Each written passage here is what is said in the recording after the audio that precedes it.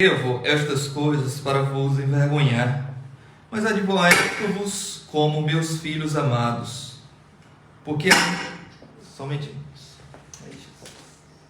vou pegar aqui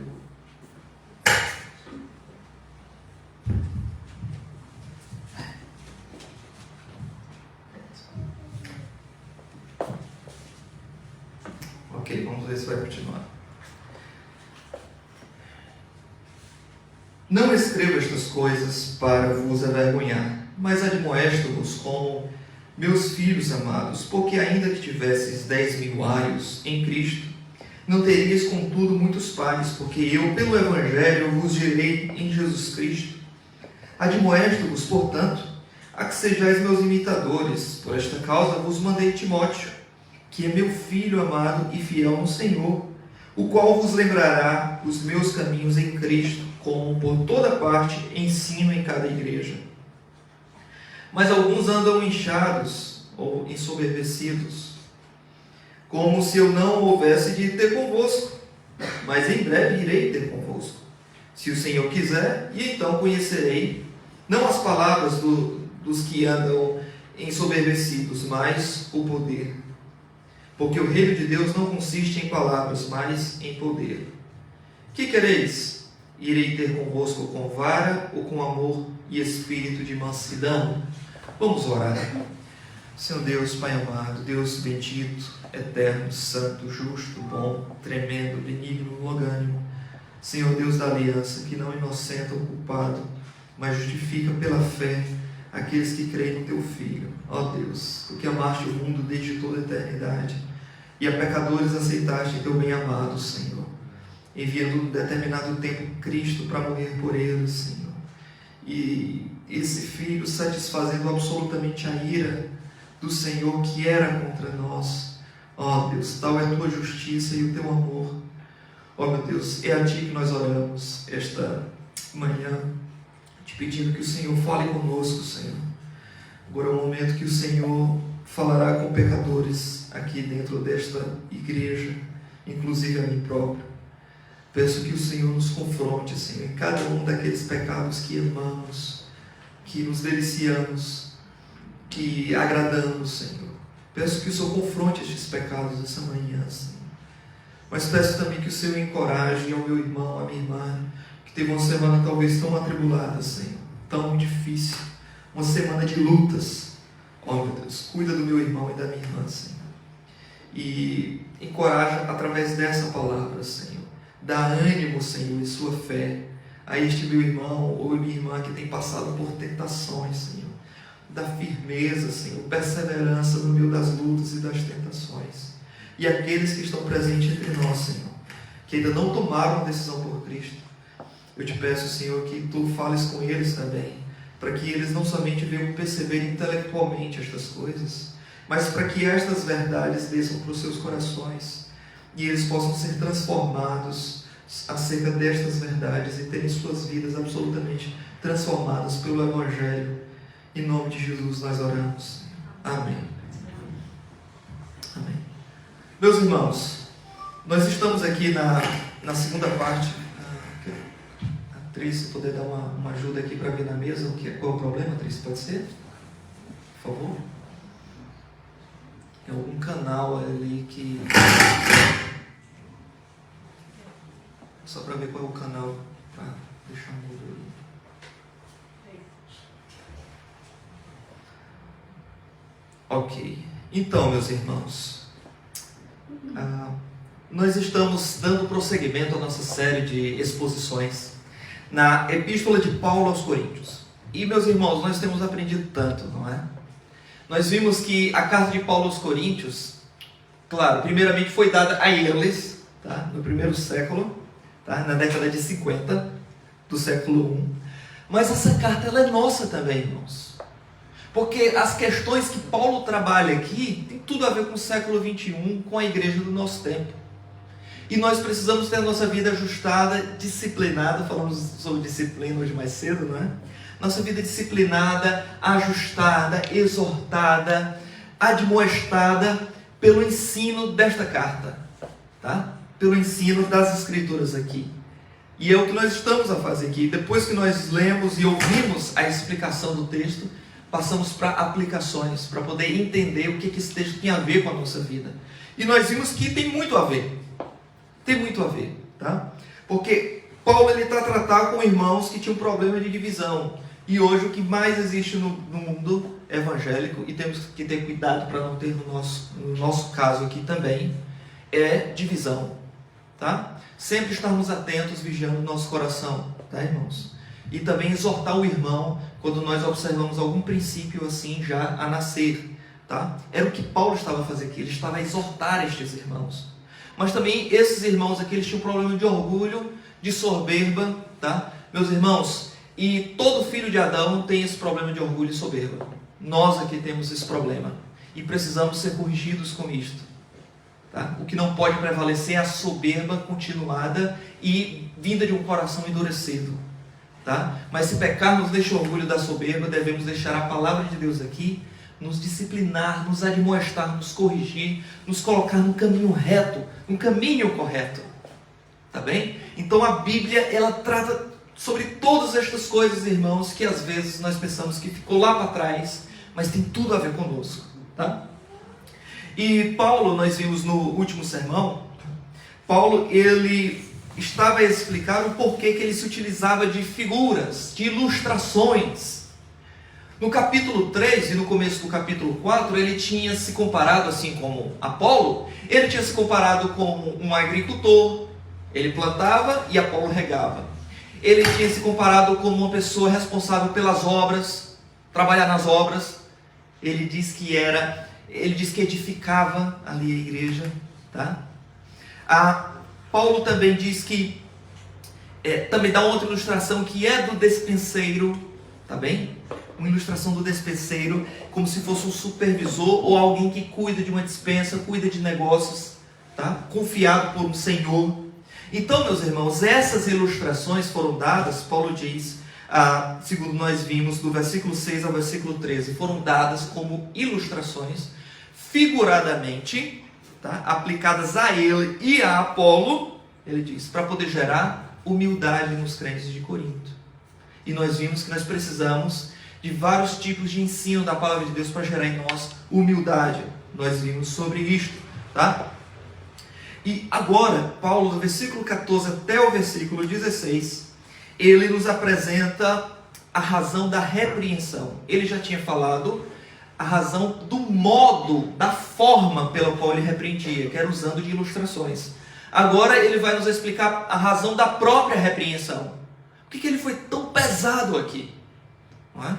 Ele não somente se utilizou de ilustrações para explicar determinadas coisas aos coríntios, em que ele pensava que já deveriam estar na fase adulta da fé cristã, mas para ele, Paulo ali, era como se fossem bebês espirituais. Alguma coisa na vida cristã deles não tinha desenvolvido. E agora Paulo tinha que dar um leitinho da fé, tá? Para esses crentes aqui que já deveriam ter crescido, amadurecido na fé. Então, depois que Paulo explica por ilustração, depois que Paulo explica com braveza, nós vimos isso nos textos passados, nos sermões anteriores, depois que Paulo se utiliza de ironia, tá? Paulo agora ele vai explicar o porquê que ele faz tudo isso. E porque às vezes ele se apresenta tão bravo aqui no texto, tá? A razão da repreensão de Paulo está no versículo 14 até o versículo 16. No versículo 14, nós vemos aquilo que moldou a dura admoestação de Paulo, aquilo que formava, que dava molde para a admoestação de Paulo, que às vezes parecia tão dura, não é? E ele diz: não escrevo estas coisas para vos envergonhar, mas admoesto-vos como meus filhos amados. Aqui, meus irmãos, o apóstolo, ele está explicando que tudo isso, tá? Foi para que os coríntios pudessem chegar a um estado de humildade, para que os coríntios pudessem abrir os olhos para o pecado em que eles estavam praticando, que é o pecado do divisionismo e da arrogância, tá? E Paulo, aqui ele nos esclarece que a razão de tudo isto foi baseada no seu amor de pai. No seu amor de pai. Tá? E ele diz, não é? Versículo 13, versículo 14. Não foi para vos envergonhar, mas foi para vos admoestar como a filhos amados. Tá? Então o propósito de Paulo era esse. Era para admoestar, como se fosse um pai admoestando filhos. E este propósito faz toda a diferença, tá, irmãos? Porque nem sempre muda a forma. Tá? É como quando Deus nos disciplina e nós passamos por um momento muito difícil debaixo da disciplina de Deus por causa de algum pecado nosso, nós sofremos bastante. Agora, há momentos em que nós passamos por tribulação, por uma provação. Não é a disciplina de Deus, tá? É uma provação que visa a nossa aprovação, tá? No entanto, é o mesmo sofrimento. Ora, se eu estou sendo tentado, eu tenho esse sofrimento. Se eu estou sendo atribulado, debaixo de provação, eu tenho esse mesmo sofrimento que está. A razão. Porque um visa a aprovar e o outro visa reprovar. Tá? É como no caso, eu tinha um colega, um professor no seminário, que ele dizia assim, ele falava, não é, que quando ele fazia prova para os alunos, ele fazia uma prova dificílima, irmãos.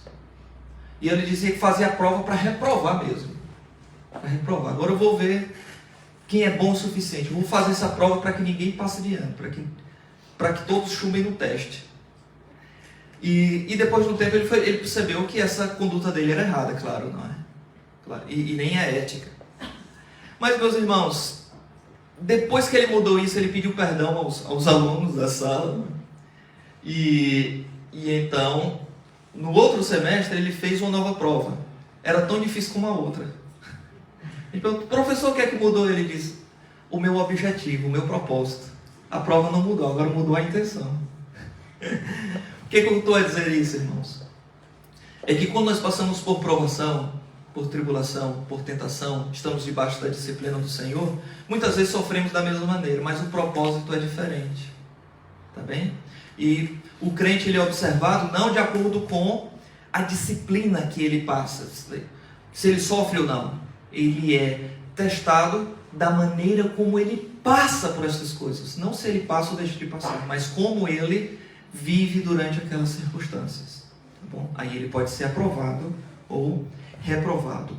No caso aqui de Paulo, irmãos, ele escrevia para os crentes da igreja de Corinto com o propósito de um pai que queria corrigir o seu filho amado. E quem era o filho amado de Paulo aqui? Era a igreja de Corinto. Por que ele usa essa expressão, filho? Porque a igreja de Corinto nasceu com Paulo. Atos capítulo 12, versículo 11, nós observamos que foi Paulo que deu origem àquela igreja através da pregação do Evangelho. Não é?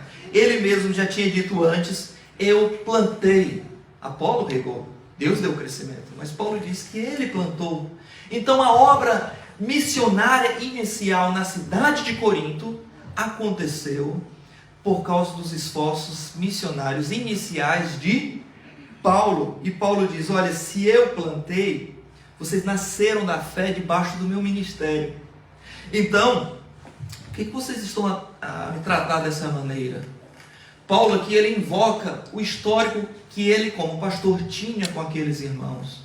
E ele diz, olha, se nós temos um histórico na fé, por que vocês estão a agir dessa maneira comigo? E então ele usa uma expressão interessante aqui, irmãos. Ele diz que, porque ainda que tivesseis 10 mil aios em Cristo, não teríeis, contudo, muitos pais. E aqui uma explicação. Paulo está dizendo assim, ainda que vocês tivessem muitas pessoas que trabalharam na igreja, depois de mim, no entanto, pai, você só tem 1.000.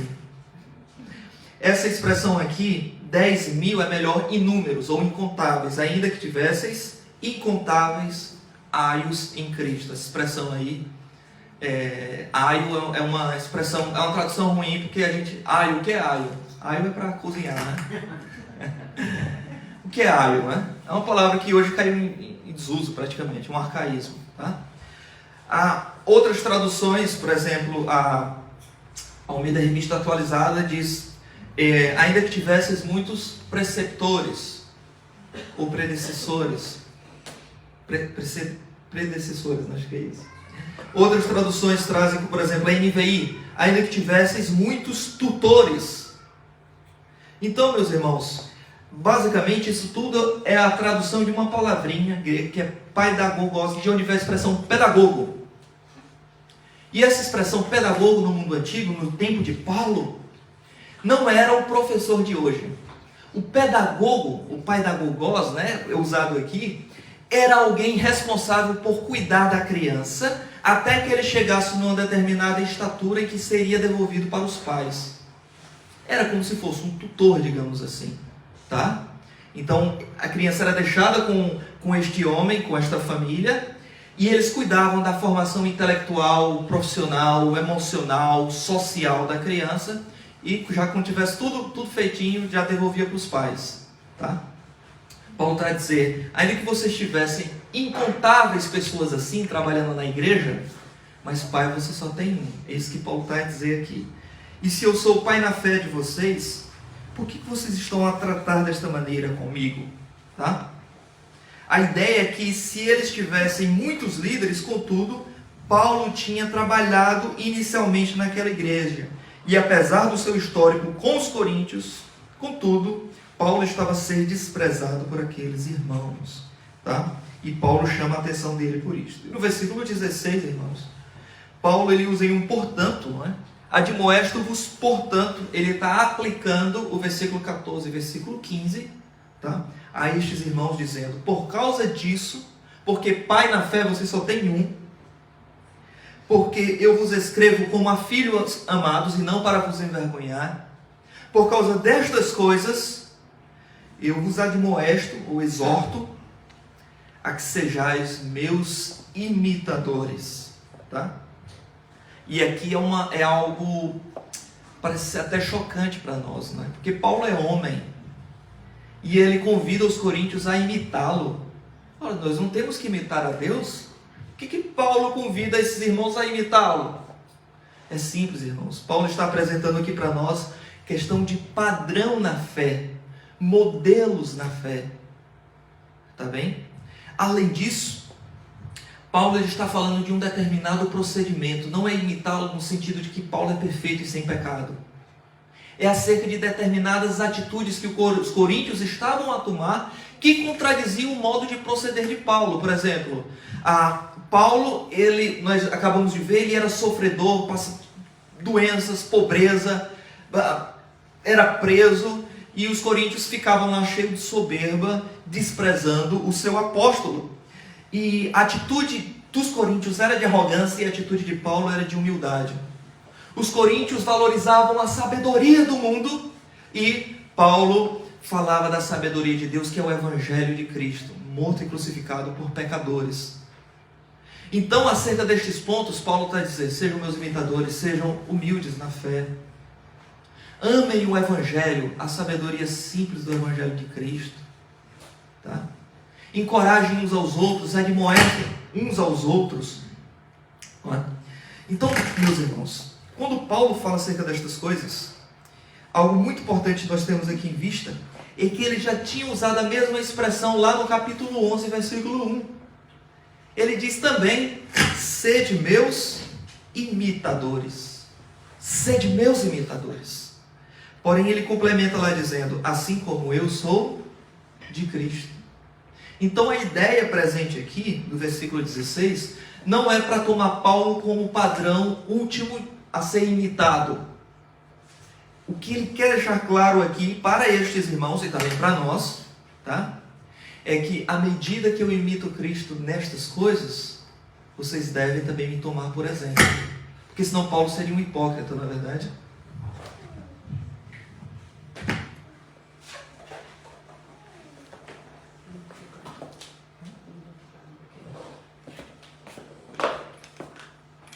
Obrigado, Cris. Oi, som. Oi, som. Foi som 2. Ótimo. Então, meus irmãos,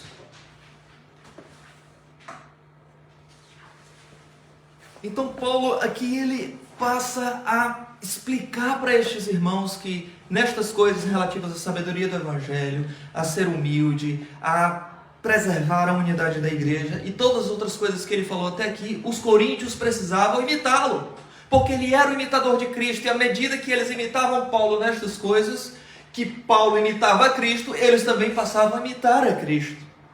Tá bem? Isso é padrão de fé. É quando nós observamos uma pessoa que se parece muito com Jesus, uma pessoa que você sabe que tem uma vida com Deus e você pensa, eu gostava de ser como aquela pessoa. Já viu alguém assim? Eu conheço algumas pessoas assim. E a maioria delas já não está aqui entre nós. Não é? E, meus irmãos, é por isso que é tão importante aqui, uma rápida digressão, mas tem a ver.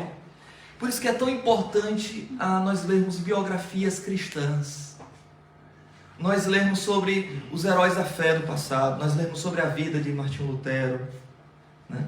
Sobre João Calvino, William Carey, John Bunyan e tantos servos de Deus que Deus usou poderosamente, que estavam em circunstâncias muito inferiores às nossas e agradaram a Deus de uma maneira muitas vezes mais exemplar do que nós. E quando nós observamos a biografia destes homens, sabendo que eles eram pecadores, mas, meus irmãos, nós pensamos, nossa, como eu estou aquém, não é?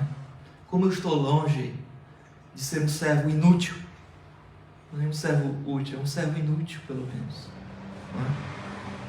Por isso a importância de lermos biografias. E eu incentivo os irmãos a lerem várias biografias, tá, destes servos de Deus, que nos ajuda muito na nossa vida espiritual. Martinho Lutero dizia: os meus melhores amigos, e eu sempre os visito, todos estão mortos.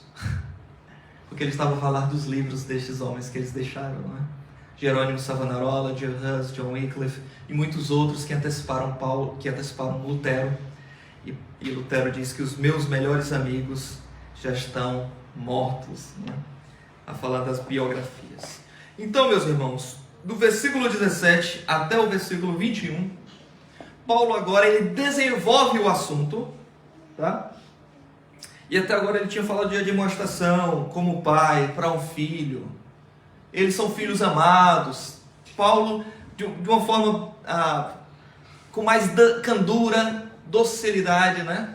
Ele fala aqui com esses irmãos, mas depois ele pega severo novamente. E Paulo é sempre assim, irmãos, é como se fosse um morde-a-sopra, não é? Ele primeiramente fala bem, elogia tudo isso, e de fato com sinceridade, tá? Reconhecendo a graça de Deus na vida dos crentes, mas depois ele exorta, porque nós precisamos das duas coisas na nossa vida cristã, irmãos. Nós precisamos de lei e do evangelho. Se tivermos só lei, nós vamos ser legalistas, tá? E o legalista, irmãos, é aquela pessoa que aumenta o pecado de todo mundo, menos o dele. O legalista, ele é assim. Ninguém está bom para ele, só ele, tá? O legalista, ele é assim. Quando houve alguma palavra de exortação, ele pensa, é isso aí, pastor. Mete a madeira para cima, pode falar aí, o chicote para cima. Precisa ouvir isso mesmo. Esses irmãos precisam ouvir isso mesmo, tá? Isso é o legalista. Quando ouve de amor, sobre amor, assim, pastor, só fala de amor, só fala de ter paciência uns com os outros, de ter cuidado e tudo. Tem que falar de um espírito legalista, tá aí. Mas qual o outro lado? O espírito da libertinagem, quando a pessoa só quer ouvir sobre amor. Esse pastor só fala sobre pecado, sobre exortação, sobre admoestação. Falar mais sobre amor, mais amor que nós queremos, né? Onde diz eu love, tudo que precisamos é de amor, né? Estão dizendo por aí. Irmãos, Paulo ele traz o equilíbrio. Traz o equilíbrio. Ele traz o evangelho, reconhece as graças de Deus na vida destes irmãos, mas ele traz repreensão também. Porque os coríntios precisavam disto e nós somos filhos de Adão, tal como os irmãos da igreja de Corinto. Tá bem? Ok, meus irmãos, do versículo 17 a 21, Paulo agora vai falar sobre a sua visita até a igreja de Corinto. No versículo 17, ele diz que a sua visita será precedida pela visita de Timóteo. Por esta causa vos mandei Timóteo, que é meu filho amado e fiel do Senhor, o qual vos lembrará dos meus caminhos em Cristo, como por toda parte ensino em cada igreja. Antes de Paulo ir à igreja de Corinto, ele diz: vou enviar antes Timóteo para conversar com vocês. Ouça Timóteo, o pastor Timóteo. Timóteo, nós sabemos pelas cartas que Paulo escreveu para ele, 2 cartas, que ele era jovem, não é? Por isso que em determinados momentos Paulo diz a Timóteo: ninguém despreze a tua mocidade. Mocidade na época, irmãos, não é 19 anos, não é 20 e tal anos, não, é de 30 anos para cima, tá bem? Isso era a mocidade mais ou menos naquela época. E Paulo, ele diz que vai enviar Timóteo a estes irmãos, para que estes irmãos ouçam Timóteo. E se eles ouvirem Timóteo, Paulo vai reagir de outra maneira, uma maneira mais positiva.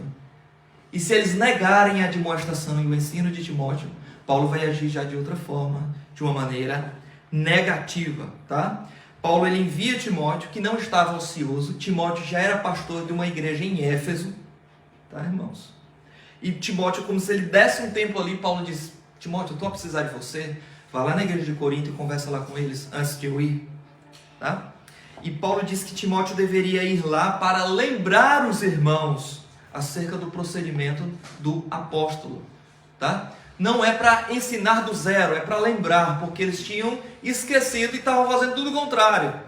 Talvez não esquecidos intelectualmente, mas a prática demonstrava que eles nem ligavam. E Timóteo foi lá para poder lembrar. Lembra que Paulo falou sobre isso, sobre aquilo, e, enfim, e ele fazia estas coisas. Se lembrar o quê? Lembrar os meus caminhos em Cristo, como por toda parte ensino em cada igreja. O que ele está a dizer é: eu estou a falar sobre unidade entre vós, o mesmo ensino que eu estou a falar para vocês, Coríntios, é o mesmo ensino que eu falo para as igrejas da Galácia e para as outras igrejas. Para as outras igrejas. Por toda parte, eu ensino a mesma coisa em cada igreja. Paulo não ensinava uma coisa para a igreja de Corinto e depois ensinava outra doutrina para outra igreja, e ele variava de acordo com os gostos. Paulo não fazia isso. Ele não adaptava o evangelho para ser mais maleável, ser mais aceitável, mais bem recebido pelo mundo, para a igreja encher.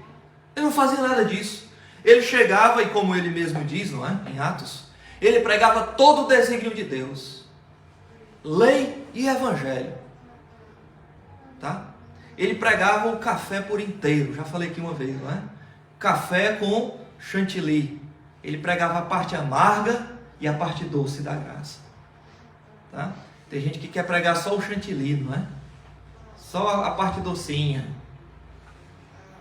E tem gente que só prega também a parte amarga e não dá o evangelho, não dá a esperança para o pecador e nem para os irmãos que precisam do evangelho todos os dias. Não. Paulo, ele pregava a mesma coisa em cada igreja.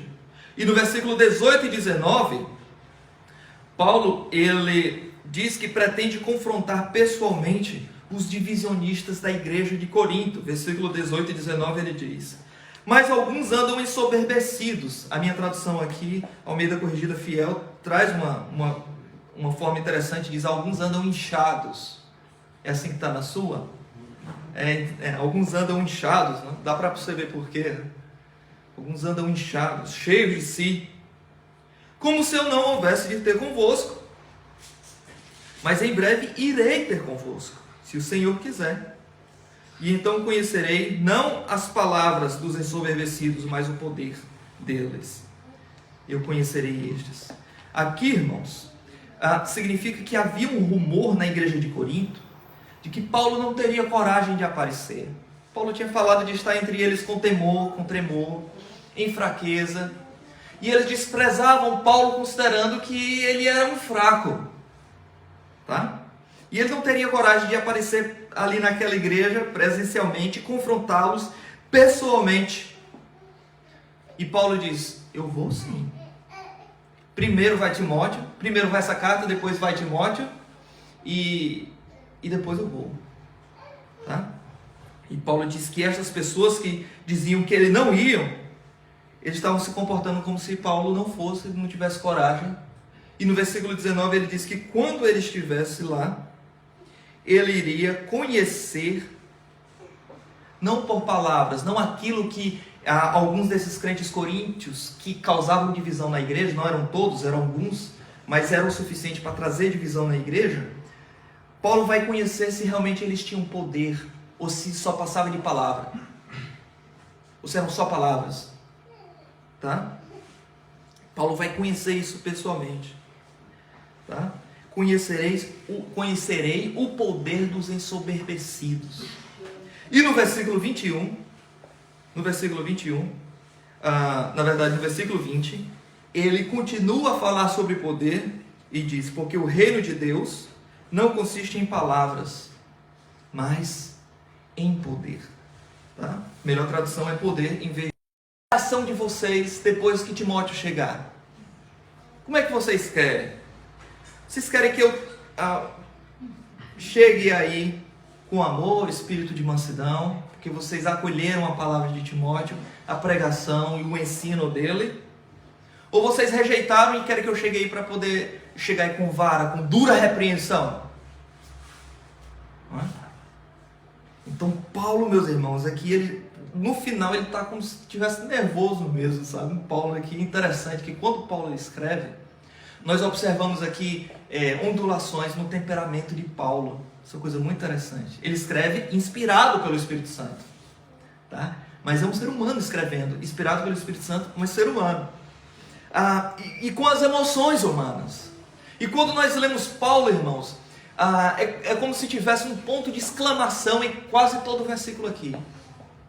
Como se ele tivesse a bradar com estes irmãos, porque esses irmãos estavam a tocar no Evangelho. E quando é que alguém toca no Evangelho, irmãos? Não é só quando prega uma heresia grosseira, é quando se comporta de forma contrária ao Evangelho. E uma postura divisionista é contrário ao Evangelho. Uma postura arrogante diante da pregação da palavra de Deus é contrário ao Evangelho. E o que é o Evangelho? É Cristo morto no lugar de pecadores. E quando você se posiciona contra isso, Paulo, quando ele via alguém se posicionando contra isso, meus irmãos, ele ficava quase que fora de si. Não é? Por quê? Porque as verdades de Deus tocavam não só a mente, a consciência de Paulo, mas todo o ser. Meus irmãos, e nós devemos ser assim. Quando as verdades de Deus são tocadas, o Evangelho de Deus é contrariado, quer seja por palavras ou por atitudes, meus irmãos, isso deve nos tocar. Ele não deve ficar indiferente. Meu irmão, olha a sua postura totalmente contrária ao Evangelho. O irmão se posiciona como um descrente. É um crente em Jesus, mas age como se não fosse, meu irmão.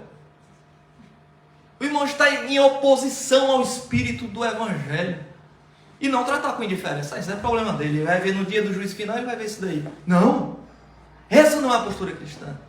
A postura cristã é se indignar contra o mal. Não só o mal lá fora, mas o mal entre nós. Porque aqui é uma congregação de pecadores, irmãos. O que é uma igreja? São pecadores reunidos debaixo do mesmo teto. Isso dá problema demais, irmãos. Um pecador incomoda muita gente, 2 pecadores incomodam muito mais. Meus irmãos, por isso que nós precisamos ouvir o Evangelho sempre. O Evangelho não é só para quem é descrente. Hoje nós vamos fazer um culto evangelístico, o Evangelho é pregado. Não. O Evangelho é para crente, sim. Porque nós precisamos ouvir as boas novas todos os dias do que Cristo fez por nós, irmãos. Porque nós pecamos todos os dias. Todos os dias. Estamos em pecado, esquecemos do Evangelho que Cristo fez por nós e tentamos nos aperfeiçoar através das nossas boas obras para agradar a Deus. A minha semana foi ótima, agora eu posso cultuar a Deus com mais vontade. Não, isso é complementar algo ao que Cristo já fez na cruz. Tá? Nós precisamos sempre, quando alguém mexe nesse Evangelho, Paulo fica aqui nervoso, tá, irmãos? E eu quero trazer aqui algumas aplicações para terminarmos. A minha primeira aplicação, meus irmãos, é que essa passagem aqui nos ensina, versículo 14, como já vimos, que o amor bíblico não é sentimental. O amor que a Bíblia apresenta, irmãos, da forma como está formulado nas Escrituras, não é sentimental. Tá? O amor bíblico cuida, exorta corrige, disciplina. O amor que tem nas Escrituras, o conceito de amor que tem na Bíblia, totalmente diferente do conceito de amor que tem hoje. O conceito de amor que tem hoje sobre as pessoas têm sobre amor é um conceito volúvel, que varia, né? Isso em todas as esferas, né? Na amizade, se fulano de tal fez alguma coisa contra mim, vá para longe que eu não quero mais conversa com você. Não existe a ideia de suportar uns aos outros em amor. É o laço, o pacto da amizade permanecer firme ainda quando eu sou repreendido. Tá? No casamento, o marido desgostou da mulher, troca a mulher, né? Uma mulher de 50 anos, troca ela por duas de 25 e pronto, vai embora. E acabou o laço. Ele tinha dito lá no altar, não, porque não é templo judaico, mas ele tinha dito ali no dia do casamento, até que a morte nos separe. E a mulher fez uma raiva, queimou o arroz ou sei lá o que, ele se separa da mulher, e vice-versa. E o divórcio é banalizado hoje no meio da igreja, como se fosse uma coisa normal. Por quê? Porque muitas vezes a nossa sociedade tem uma visão romântica de amor, e não é a visão bíblica de amor. A visão bíblica de amor é um pacto, em que você mantém firme com alguém, e ele é segurado, tá? A visão bíblica de amor não é uma coisa só sentimental, que depois você se desfaz dos compromissos que você tem com o outro quando o sentimento passa. O conceito bíblico de amor é algo firme, estanque, bem alicerçado. Inclusive o amor na Bíblia pode ser ensinado, alguém pode aprender a amar. Os irmãos lembram do que Paulo falou acerca das viúvas, para que elas ensinem as mais jovens a amarem seus maridos. Então o amor pode ser aprendido e pode ser ensinado. O que as pessoas têm hoje é paixonite e confunde paixão com amor. Quando a paixão vai embora, acaba o casamento, acaba a amizade, acaba tudo, acaba vínculo com a igreja, com irmãos. Antigamente, meus irmãos, já falei aqui, mas vale a pena falar mais uma vez. Antigamente, quando alguém era confrontado na igreja, o pacto de amor que esse irmão, que essa irmã tinha com a igreja a qual ele era membro, irmãos, ele aguentava ali, ouvia, se precisasse mudar, mudava e se tornava um crente melhor. Hoje, quando alguém é confrontado, a pessoa sai da igreja. Não tem mais o pacto de amor. Tá? Os relacionamentos hoje estão muito volúveis, não vale nada, palavras vazias. Nós não podemos aceitar esta cosmovisão, esta visão de mundo para nós, irmãos. Tá bem? Amém. Nós devemos nos moldar pelo que as Escrituras dizem acerca do amor. E o amor na Bíblia, ele repreende. O que Paulo diz aqui? Eu admoesto vocês, não para vos envergonhar, mas com amor. Porque o amor envolve também repreensão, envolve cuidado, autossacrifício, disciplina. Jesus disse, não é? Provérbios diz isso, Hebreus diz isso também, que o pai disciplina o filho a quem ama. E se alguém não é disciplinado, o autor de Hebreus diz isso.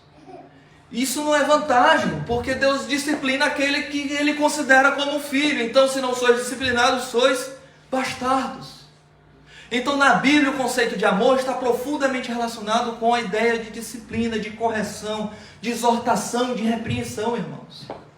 E esse texto fala sobre isso. Paulo usou de ironias, usou de figura de linguagem, usou como se fossem exclamações, falou firme, bradou forte ali, e depois ele diz, eu estou falando em amor.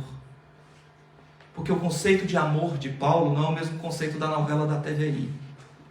O conceito de amor de Paulo é um conceito solidamente edificado na palavra de Deus. Tá bem? Então precisamos repensar o nosso significado, o que pensamos sobre amor, o que imaginamos sobre amor, e pensar isso de acordo com as Escrituras. Além disso, minha segunda aplicação que aprendemos aqui desse texto, por exemplo, do versículo 15, é que o divisionismo e a arrogância nos faz perder o respeito por aqueles que nos pregam o Evangelho. Era o que estava acontecendo na igreja de Corinto. As divisões na igreja e a arrogância entre esses irmãos eram uns poucos, não era toda a igreja, mas esses poucos já eram o suficiente, né? Como Paulo vai dizer lá no capítulo 5, era um pouco de fermento que podia levedar toda a massa, estragar tudo. Mas esses poucos aqui, juntamente com a arrogância e o divisionismo deles, fazia com que Paulo fosse, o pregador deles, o pastor deles fosse desprezado. E o divisionismo faz isso, irmãos. O divisionismo, em última instância, é uma expressão do orgulho humano, é o dizer que eu estou mais certo do que você. Tá? Dificilmente nós entramos numa disputa sobre quem é mais pecador. Paulo falava isso, não é? Em Timóteo ele diz, dentre os quais, e ele se revelou para mim, o principal dos pecadores. Tá? E no outro momento ele se considera como o menor de todos os santos. Irmãos, as disputas hoje não é sobre, não, o irmão é maior do que eu, não, irmão. Você que é maior do que eu, não, o irmão que é maior. A disputa hoje não é assim, sobre o irmão ser superior a mim. A disputa é, o irmão não percebe destas coisas, então. A disputa ao contrário, é quem é maior do que quem. Não existe essa disputa, meu irmão, eu sou mais pecador do que você? Não, que é isso, pastor? Eu que sou mais pecador do que você? Não, aí pronto. A disputa não é sobre quem é mais falho e mais necessitado de Cristo. A disputa é sobre quem é melhor do que o outro. E aí é que está o espírito do divisionismo, que me torna absolutamente intransigente com o irmão que não se encaixa naquele padrão que eu tenho na cabeça. Padrão de comportamento, exatamente, padrão das crenças, ele tem que crer exatamente como eu. O espírito da divisão está aí, irmãos, na pouca tolerância cristã. E a pouca tolerância cristã, isso é refletido nos nossos relacionamentos uns com os outros. E aqui no caso de Paulo, eles passavam até a desprezar o pastor Saulo de Tarso, não é? O pastor Paulo. Meus irmãos, e isso é a coisa mais comum hoje. Devemos ter cuidado disso para nós também, né? Para nós também. Eles estavam, irmãos, versículo 21, a minha última aplicação. Eles estavam como se estivessem tentando evitar a exortação pessoal de Paulo. Mas a exortação pessoal, a Bíblia ensina, é necessária para a igreja local. É fundamental a exortação pessoal. A exortação pela pregação da palavra, mas a exortação também daquilo que Colossenses capítulo 3 fala de admoestar uns aos outros. E Paulo aqui estava sendo menosprezado, o evangelho estava sendo vilipendiado, os pecados na igreja de Corinto estavam sendo preservados, e eles estavam mordendo-se uns aos outros. Então Paulo diz, eu vou até aí. Ele diz, não, você não tem coragem, eu vou aí. E depois, nós sabemos, tempos depois, Paulo aparece lá. Depois aparece a segunda carta aos Coríntios, que na verdade é a quarta carta, porque entre essa carta e a segunda aos Coríntios, veio ali uma no meio também. Depois eu posso mostrar isso para os irmãos. Nós não temos acesso a essa terceira carta, mas veio ainda outra carta. E nós temos aqui segunda aos Coríntios, que muito provavelmente foi escrita depois da visita de Paulo lá. Tá bem? No versículo 21, Paulo ele nos apresenta que essa exortação era necessária para aqueles irmãos. E nós precisamos, irmãos, ser exortados pela palavra de Deus pregada, mas uns aos outros. Tá? E o ministério na fé acontece assim, da exortação mútua. É um ferro afiando o outro ferro, né? Passando a lixa e removendo ali os excessos. É a fé do crente sendo purificada como ouro no fogo. A exortação é isso. No fim das contas é isso. Tá? E nós precisamos disso. E precisamos praticar isto. Tá? Sei que é fácil a gente concordar com essas palavras, não é? Mas uma coisa é nós concordarmos e outra coisa é nós ouvirmos alguém nos exortando. Ou termos a coragem de exortar alguém que sabe que não vai gostar da nossa exortação. Uma coisa é concordar e outra coisa é praticar. Espero que os irmãos que estejam a balançar a cabeça assim, façam isso também. tá? É complicado, mas precisamos da graça de Deus para isso, meus irmãos, porque somos pecadores e pecadores precisam de lei e do Evangelho. Vamos orar. Senhor Deus, Pai amado, Deus bendito, obrigado pela Tua palavra, Senhor. Obrigado porque a Tua palavra nos exorta, nos corrige, nos transforma pelo Espírito Santo, Senhor. E enquanto há uma alma regenerada a congregar na Tua igreja, sempre existe esperança de mudança, de transformação, de restauração, Senhor. E aqui estamos nós, Senhor, rogando ao Senhor que tenhas misericórdia de nós e nos transforme, Senhor. Retire de nós aquelas impurezas, Senhor, que estão guardadas do nosso temperamento, que muitas vezes se manifestam, Senhor, e ali nós percebemos o nosso pecado ainda guardado. Ó Deus, tem misericórdia de nós, Senhor. Tem misericórdia. Nos ajuda a amarmos a Jesus, a imitarmos a Jesus, a sermos parecidos com o nosso Salvador, Senhor. Porque Tu és o nosso Pai, Senhor. E se nós não somos parecidos contigo, ó Deus, com quem então seremos? Ó Deus, nos ajuda nestas coisas, porque por nós mesmos nós não conseguimos, nós não podemos, Senhor. Somos fracos, debilitados, sem poder em nós, sem nenhum poder dentro do nosso coração para estas coisas. E precisamos do Teu favor e da Tua misericórdia, da Tua graça. Oramos ao Senhor em nome de Jesus. Amém.